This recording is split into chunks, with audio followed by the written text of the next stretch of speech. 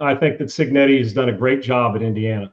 And while Penn State is not the same team that they've been, going to Happy Valley, winning on the road when you're down and having to go in about a buck 25 after taking the first sack of the drive. You're from behind, having to go 80 yard the length of the field, and then the second down play was like second 17. Having to go the length of the field is a brutal thing to have to do there. And then for the way it turned out, a Heisman Trophy moment, signature moment. And if you were an NFL scout, all you needed to see was about 5 plays at the end to know who Fernando Mendoza is. It was a phenomenal win, my man. Yeah, I mean, what a drive. I was actually going to my little nephew's their varsity playoff game. So I'm standing at the fence at the game while they're warming up, and I've got my phone on watching the final drive. I'm like literally standing there. I had people coming up behind me to watch the end of the game because it was just, when I left, it was, okay, Penn State's going to win this. And then Indiana gets the ball back, and then boom, the first play, the sack, you're like, oh, crap. And then he just takes off, and it was incredible. Well, let me show you something. Start that video over again, Tripoli. Hold it right there for a second. Freeze it. Okay.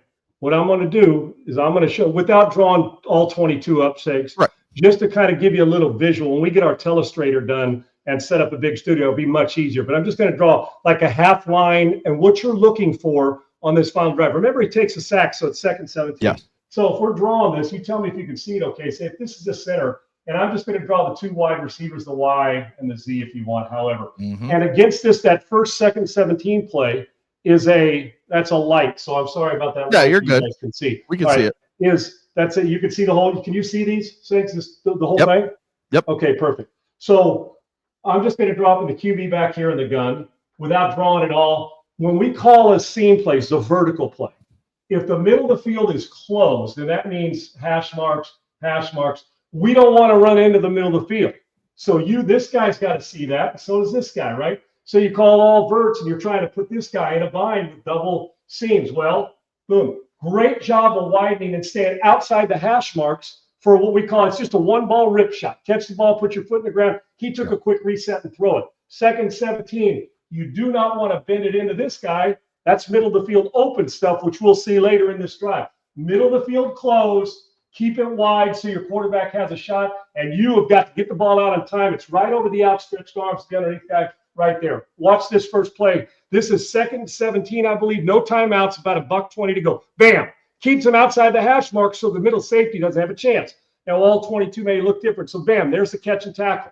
So they come back up the next play. Segs, let me wipe this off real quick for us, just over here, so we can get this done.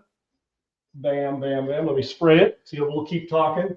Come on now. There you go. I want to make sure I get it done right for you guys. Okay, so here's this now. We got working sidelines. Now they're into the hash mark, Segs. So they're on the short side of the field.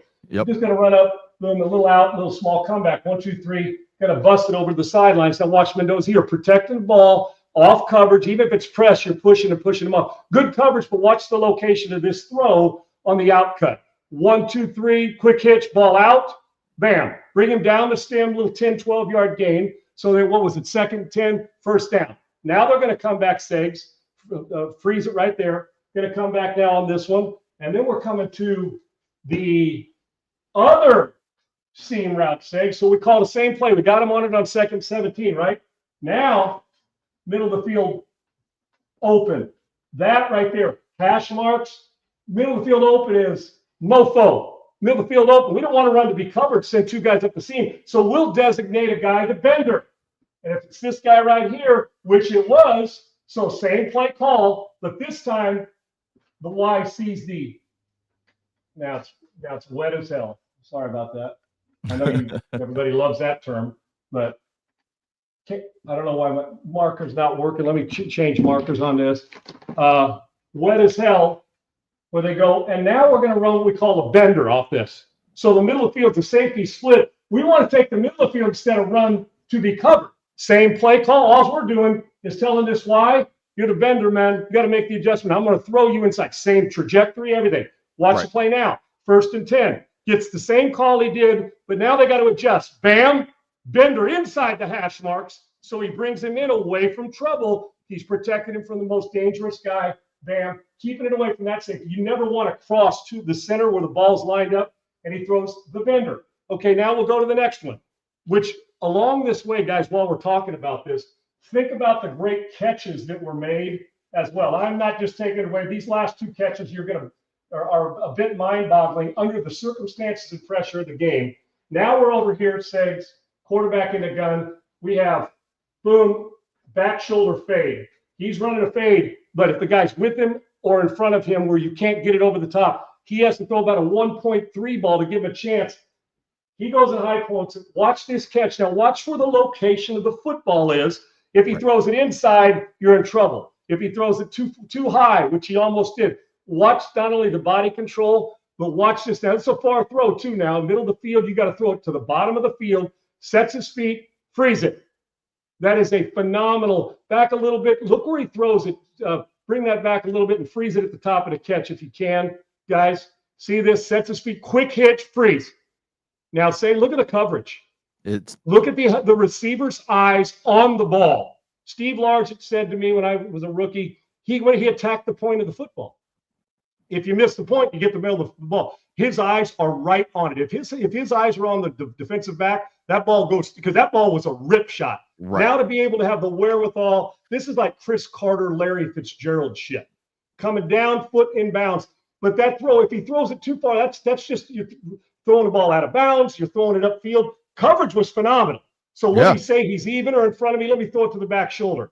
Then there's that. Now hold that, freeze that before we go. So there's that. Another great catch, another great throw. Do you see how quick Mendoza's feet are, Segs? Even when he takes that quick reset hitch, it's not a big hitch. It's a boom, reset, ball's out. What? Boom, boom, out. Now the final one. I want you that you cannot throw it any better. And this is play after play. Then we get down to the red zone. Now, Dan Fouts told me, and I've said this years before you run this play, freeze it right there. Dan Fouts told me, and now there's the guy that's going to make the play, Segs, once again. Fouts told me years ago, you want to gain respect, deliver the football when you get hit in the mouth and stand in there for your offensive line. Quarterback, red zone, this is the Y again. If they, boom, works the end line, he's going to catch this ball underneath the goalpost, right? Underneath the crossbar. I want you to watch. The middle of the field is open again. If there had been somebody sitting in the middle of the field, we couldn't have made this. So he would have to stay skinny. So this is a variation of the 3 times they've called this route to get him. And remember, the play before was a penalty. It came from the other side. Remember when they called a penalty on him? So Mendoza's going to reset. Now watch this. He didn't even get to set his feet. There's pressure. They were blitzing, getting after him. He's backpedaling, has to make a jump pass. And watch this throw to the middle of the field open. It's either his guy or nobody ball. And then the feet inbounds, it ain't going to get better. He's going to take a shot to the mouth, which is instant respect. And then he's going to close it out. Watch his shot, the blitz coming from his backside. And the fact that he got his foot down is nothing short of phenomenal, and completed the catch and finished off, hits him in the mouth on his retreat. He can't even set his feet to drive the ball. Boom, it's like a jump pass, puts a little air on it. Again, middle of the field. He can't take the middle of the field if there's a body. Freeze it. See, the body's trailing him, Seg, so they had a lot of room, even if it was man or whatever, but the middle of the field was open, so he's going to take the middle instead of stay up the seam, and bam, then to close it out. Phenomenal stuff, and great job by Mendoza. It was the drive of the year, in my opinion, considering the circumstances and where you're ranked. And if you're Signetti, you're sitting over there and you're just like, my coordinator, turn it loose, man. Let's go do this. Mendoza, how quickly the ball came out, how courageous he was to stand in there and deliver it. And 3 different times, 2 middle of the field open, 1 middle of the field closed, 2 sideline throws to each side, which one was a spectacular catch.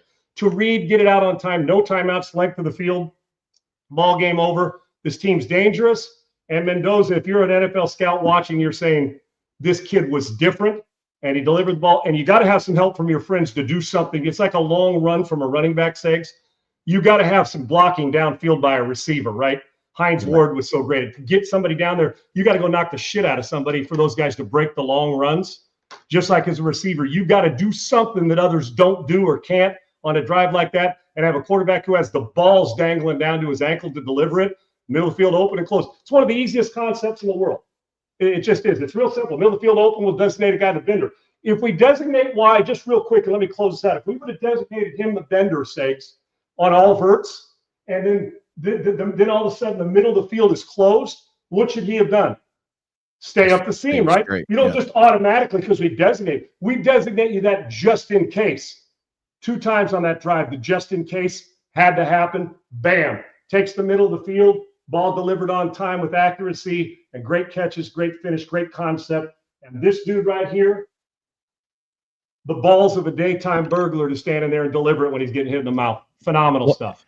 And that's where it comes back to. Think about, who did we, kind of get on a couple weeks ago? Carson Beck. What'd he do when he came out to the media? He put everything on his receiver. But that right there, everything you just explained, is why coaching matters so much. Because, some kids you'll tell, okay, you're the bender. They're just running the bender. Like they said, they're not reading any defense. They're just running it. Close. You can't. Then you're running to be covered, right, Sid? Yes, yeah. Exactly. So, I mean, I love the fact that those 4 plays we showed, 3 different receivers. So it's not like it's the same guy just beating you. It's Cooper on the first catch. Then it's Nowakowski, the tight end. Then it's Becker, who's just a great wide receiver.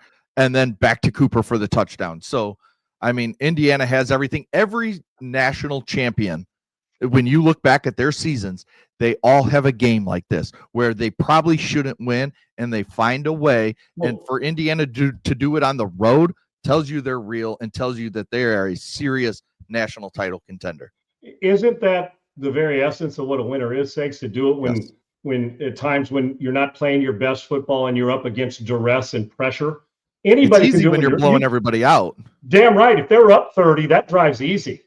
But I also want you to think about how the coach prepares them for this and how didn't they look like, and Segs, when I call it a bender, I can't have you kind of run a bender. If we're calling that and you got to read it, you got to run because that's where the ball's coming out. If I say we're going to run the fade, they don't automatically say back shoulder on the one to the left. They call it a go route or a fade, and you got to adjust to the rip shot and come off it. So you're thinking go. You want the defensive back to think you're trying to run by him. Boom, back shoulder. You got to put your foot in the ground, and the throw's got to be precise and dynamic. Just a simple outcut on the second play, Segs, of the drive, just to know, I got to push up. I got to get out of bounds, run it. If I call a 10-yard outcut, I don't want you to run it at 8 or 12. I need you to run it at 10.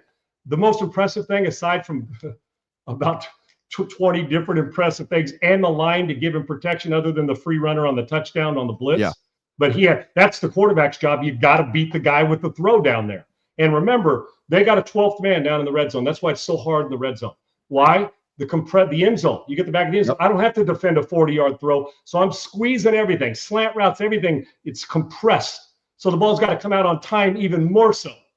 The most impressive part of the drive, Segs, what do offenses like to do? Give me a screen or a draw on the first play of a drive to get some yards. They took a sack. It's 2nd and 17. You're thinking, no way. Bam, bam, bam, bam, touchdown. After a sack, it would have been easy to come unraveled and say, we're the number 2 team in the country. We're at Penn State. Man, what are we going to do now? What he did, he got back up, got to the line of scrimmage. They already had the play design, ran the seam route, stayed up the seam outside the hash, didn't leak him in. The throw was exactly what protected him with the ball. Now we're on to something. Yeah. You saw the end result. Phenomenal drive. Yeah, it just, like you said, this was Fernando Mendoza's Heisman moment. There's no doubt. Can he finish it off? Draft moment too, Segs. Yes. Maybe. Well, I think that's kind of coming into clarity that he would right now by every mock draft you see, every draft Nick talking, Fernando Mendoza is the number 1 pick in this draft right now with Ty Simpson and Dante Moore kind of right behind him. And that's whoever comes out. I mean, we gave everybody else credit at the end, exactly what a starting quarterback's supposed to give everybody else the credit they deserve. Love the kid. It was signature, man. That's a signature hole at a golf course. That was a signature moment for him. And he's been doing it all year. And tribute to Cignetti. Remember, he's had 2 starting quarterbacks. I mean, one got hurt last year, but he's doing what he's done with this team with a different starting quarterback now, counting the injury last year, 3 different cats, and this one's better than all of them. He's special. And I mean, if you're a Hoosiers fan, you just have to be so excited the fact that Indiana was able to lock this guy down to his contract with all the Penn State rumors with, could he go to Florida? Could he, he said, no, I'm staying where I'm building this at Indiana in Bloomington. And I'm going to be here for the next, I think it was an 8-year contract. He signed for like $90-something million. So good for Indiana. Good for Cignetti and great for Mendoza to have that drive. Proud, man. And he even said, he goes, I'm so proud of these kids. And they put their time in. And Segs, you can't do that unless you practice it. Right. You know what I'm saying? And you practice it and practice it. It was almost as if Penn State played into their hands by giving them $120 to play, right? Yeah. And that sack with a loss of 7, you saw the monitor say 2nd and 17, to deliver it on time and to get that right back. Then it wasn't 4th and 17 where you're desperate, or 3rd and 17. Boom, just deliver it, keep it going. And it was precision and Yes. surgical and great friggin' throws and finishing catches.